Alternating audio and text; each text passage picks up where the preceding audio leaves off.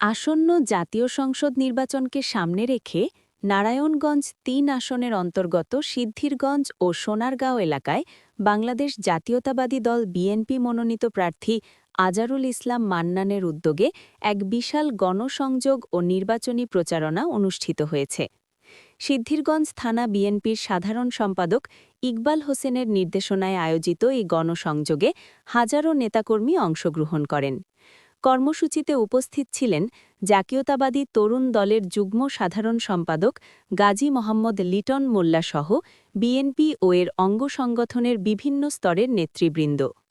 গণসংযোগ শেষে একটি বর্ণাঢ্য মিছিল সিদ্ধিরগঞ্জের ২ নং ওয়ার্ডের বিভিন্ন গুরুত্বপূর্ণ সড়ক প্রদক্ষিণ করে। মিছিল চলাকালে নেতাকর্মীরা দলীয় স্লোগানে মুখর করে তোলেন পুরো এলাকা। গণসংযোগ চলাকালে বক্তারা বলেন, দেশের গণতন্ত্র পুনরুদ্ধার এবং জনগণের ভোটাধিকার প্রতিষ্ঠার জন্য ধানের শীষ প্রতীকে ভোট দিয়ে আজারুল ইসলাম মান্নানকে বিজয়ী করা অত্যন্ত জরুরি। তারা সকল নেতাকর্মী ও সাধারণ জনগণকে ঐক্যবদ্ধ হয়ে নির্বাচনে সক্রিয় ভূমিকা রাখার আহ্বান জানান। এ সময় এলাকাবাসীর স্বতঃস্ফূর্ত অংশগ্রহণ ও ব্যাপক সাড়া লক্ষ্য করা যায়।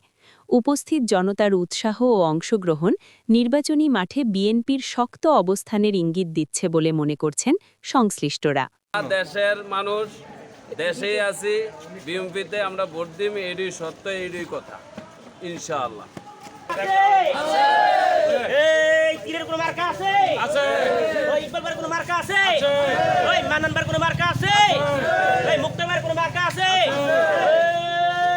সেই মার্কা জোরে বলো, আরো জোরে জোরে বলো।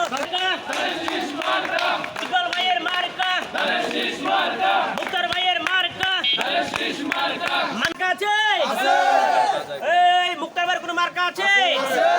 ওই ইকবাল ভাইয়ের কোনো মার্কা আছে? ওই মান্নান ভাইয়ের কোনো মার্কা আছে? সেই মার্কা আরো জোরে হাতে তালি মুখে বলি, সারা বাংলায় ৩ আসনে মান্নান ভাইয়ের আরো